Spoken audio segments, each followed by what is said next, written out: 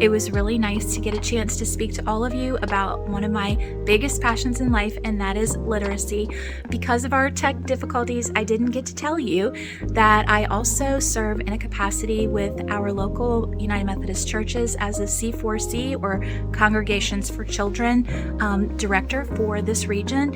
And as a C4C contact person, I represent all of the United Methodist churches that are connected to that organization, and that organization is responsible for creating after school and summer programs to help students close the learning gaps that they might have in literacy.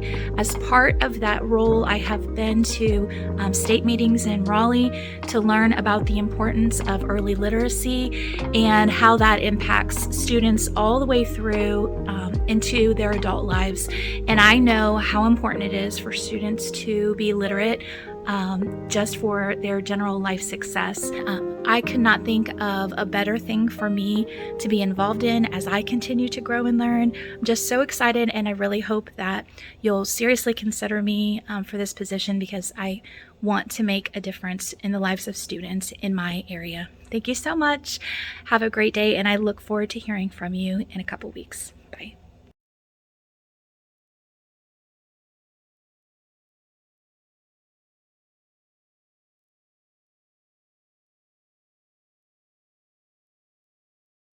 Good morning. Today is Friday, February the 10th, 2023.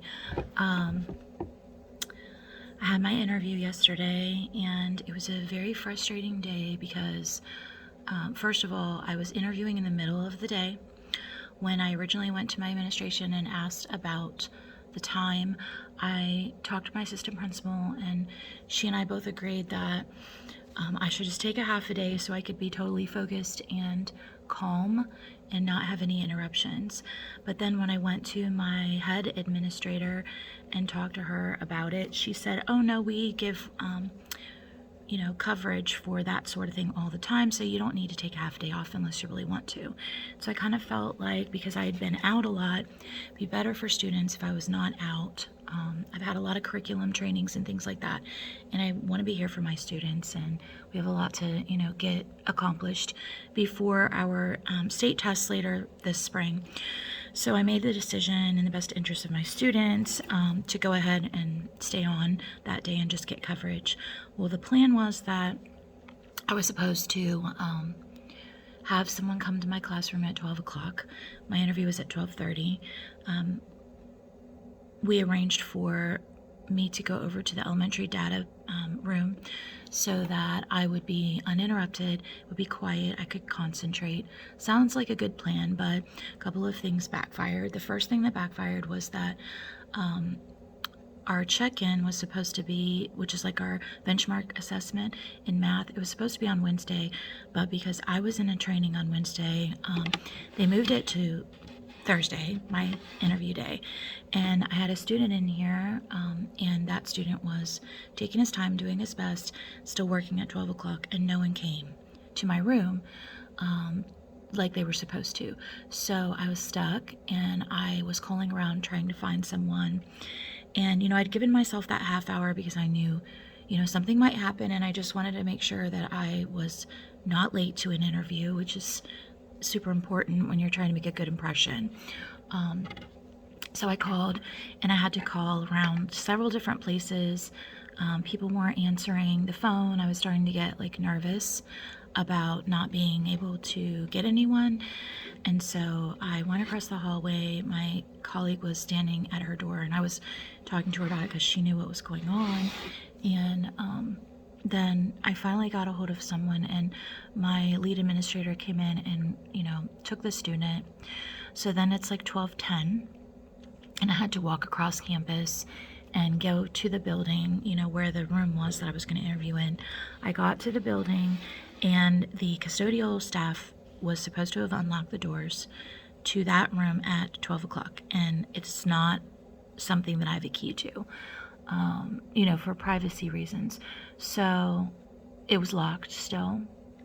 There were no custodians around in that building, and the administrator that's normally there was not in her office. I didn't know where she was. I don't have a walkie-talkie. I was starting to get like really, just feeling uneasy, and it wasn't a good way to go into the interview. So I called the front office and they radioed and they got someone over there. I had to go to the bathroom. So I like set up my computer really fast, went to the restroom so I wouldn't be worried about that for an hour. And then I logged in literally like right on time. Like I had no spare time at all.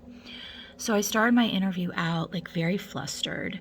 I just didn't feel at ease during my interview. And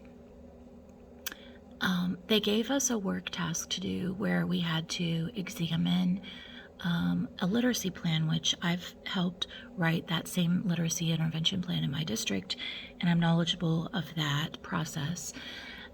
And they said, come up with talking points, and they gave us the best practices model to look at. But they didn't describe in the work task the lens through which we were supposed to evaluate.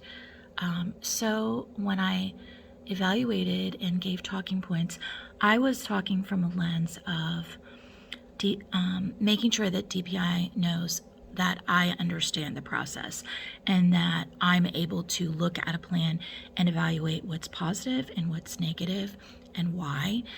So I wanted to show my knowledge as being, a leader in maybe other people that might be interviewing for the same thing, by pulling research to show my rationale. However, what I didn't understand was that because they weren't clear about how it was being scored, there was no rubric, or they didn't give us an idea of, we're looking for how you can do this. My lens was wrong. So their comment to me after the interview was over, they sent me an email back and said that I wasn't chosen, like immediately. Wasn't expecting to hear back for a week or two, but they decided immediately that they didn't want me, which that's hard, like I've been turned down for 4 other positions now, and it's hard to get an immediate no. And so I just said, could you please give me some feedback, because this is definitely the direction that I'm headed, is out of the classroom, and I would like to grow, so I need some actionable steps. And they said that you need to be more succinct in your talking points because of teachers' time. So I realized then that what they were grading me on, scoring me on, looking for was how can I communicate clearly as a coach to a teacher what they can do to improve the plan. If they had just said that, then I would have approached the task an entirely different way. So it was almost like a trick, I felt, and I was frustrated by it. But all in all, that tells me some things that I need to know about that position, that it's not the right spot for me, because if that is the mindset, and that's something simple, because if you think about it, that's something that you develop in a working relationship on a job. Because if a supervisor says to me, you need to go to a teacher and give them some quick idea of how they can improve this, I'm going to be able to do that.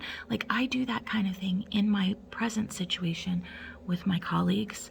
I am able to give clear, succinct directions to help my friends that I work with, and have done so in the past. But because the way the task was set up, it was ambiguous and gave them the opportunity to just basically say, I'm not going to pick you because you're in the classroom. And that's not really fair. So I'm frustrated right now. I'm not in the best mood today. Not really feeling like doing this job right now, even though I love the kids and I love teaching. I've done it for almost 30 years, and I have to be in the profession because I took some of my retirement when we moved to North Carolina to make it feasible for us. I had a major pay cut when I moved here from Ohio, $20,000 a year. I am going to be working for probably another 13 years and it's time for me to move into the second phase of my career. So I'm just feeling kind of stuck today.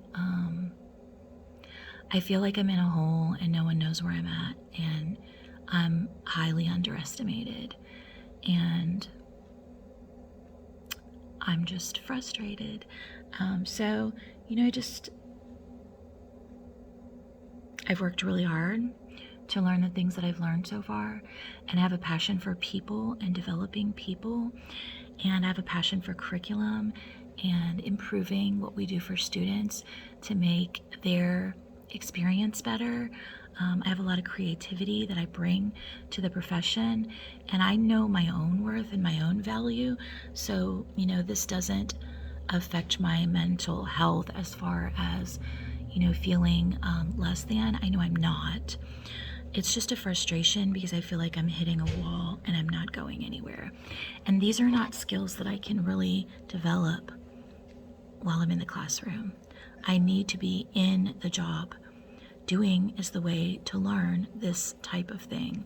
I feel like people say you don't have experience, and I'm like, give me some so that I can get better. And that's where I'm at. So, yeah. I'm going to take a breath. I'm going to drink some water. I'm going to do a little 3-minute meditation. Then I'm going to go out, get my students, and I'm going to focus on the work that I have to do for today. But I'm glad it's Friday because I just need to process, and I need to be away from this environment. I really wanted to stay in my district, but I feel like they want me to do 2 jobs. They want me to be in the classroom, also leading, and it is like double work all the time. And, you can only do that for so many years. And I'm just trying to figure out what my next steps are going to be. I've thought about several different things. I'm trying not to overreact right now because I'm still having a emotional response to the unfairness of the situation that I was in yesterday. I'm a little bit hurt by the fact that it wasn't more of a priority for the people that are around me to make sure that things were calm and that I had a good environment for what I needed to do, because that's just, I need more support than I got yesterday. So I have a loyalty to my community, but I also feel like I need support to move beyond where I'm at, and I'm just trying to figure out how to get that in the situation that I'm in right now. So that's where I'm at. And this is gonna be one of those days where I'm just getting through the day, and of course I'll be kind to students and do my job, but I'm frustrated. And I think that anybody that had been through 4 different administrative type interviews and then this happened, I think anybody would feel this way right now. So these are normal feelings. And I just gotta feel them and figure out what I'm gonna do next.